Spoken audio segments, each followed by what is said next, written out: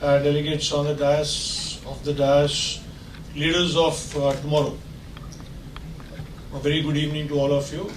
It's a proud privilege for me to be present here for the Lions Leadership Conclave. So today morning we were speaking to the guests, and we had discussed about our students who are very sensitive to the society and the community needs, and how many of them are doing projects which meets the requirement of the society, whether it is solving drinking water problems, sanitation, or blood donation camp, and many others. So I'm not going to talk about that now.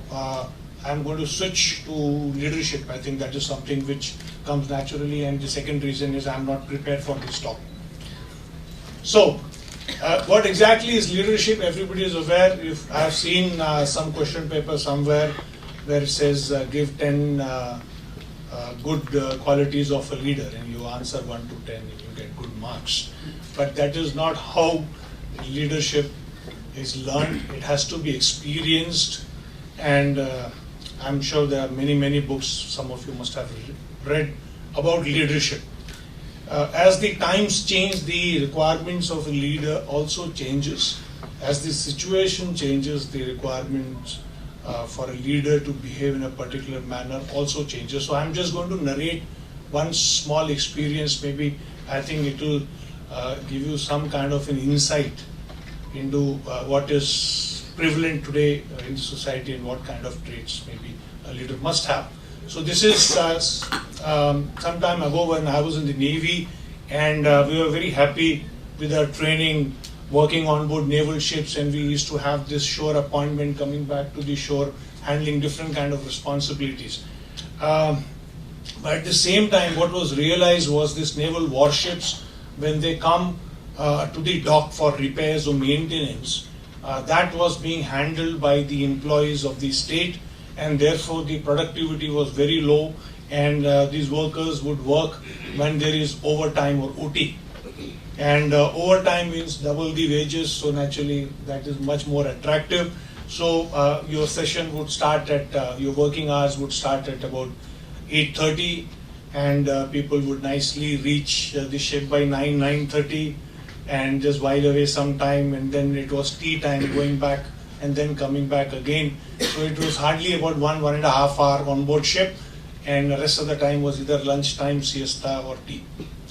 And in the evening, if the overtime was sanctioned, naturally they will come rushing and finish the work in 1 hour, 2 hours, or sometimes even through the midnight.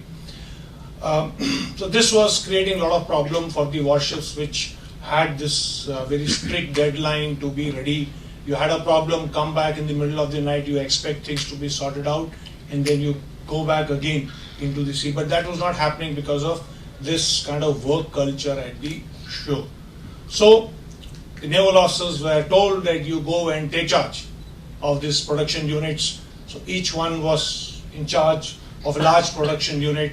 So here I was handling a shop called MGES, and there were 360 people, state employees again. They had their own trade union, a lot of internal problems, and here is one man with a uniform, shining golden stripes, and really don't know what to do with in such a situation, because you've been trained to handle people in uniform, and your authority generally flows through the stripes. So one command and you want to jump, people jump. And here is the group of people, and you say something and they'll say, "Kyun? Why should I do this?" And not only that, the moment we enter the workshop, there's large hooting on the shop floor. Everybody is making some kind of noise. So that was the first day for us.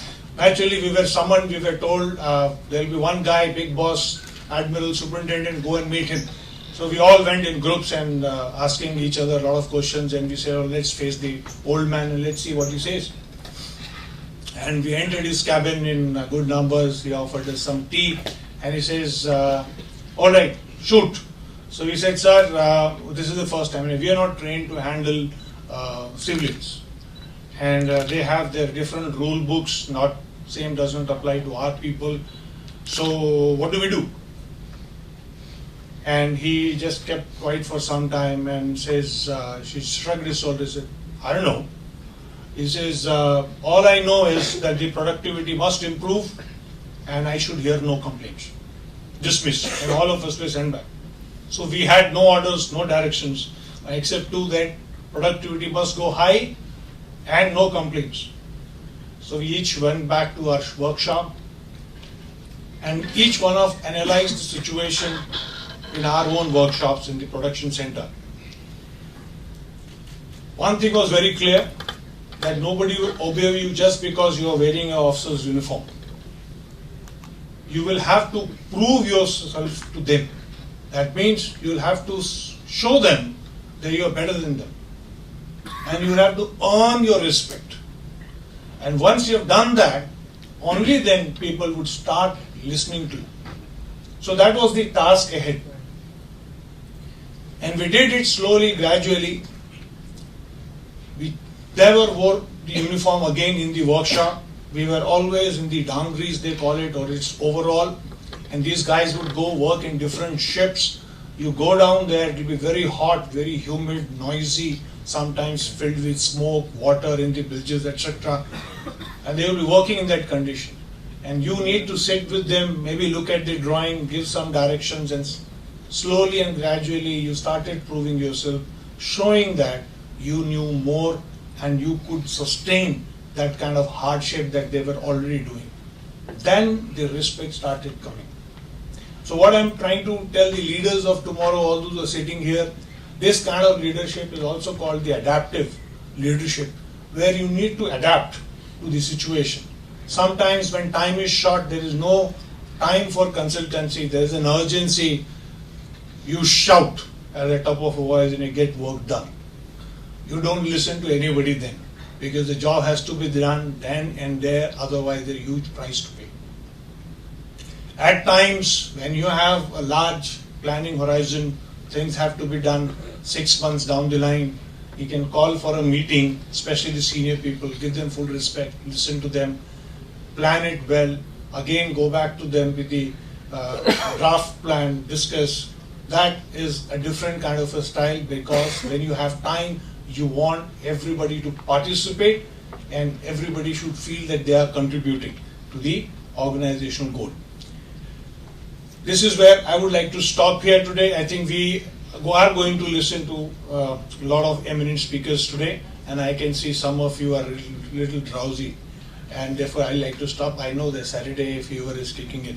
Thank you so much for calling me here. Thank you.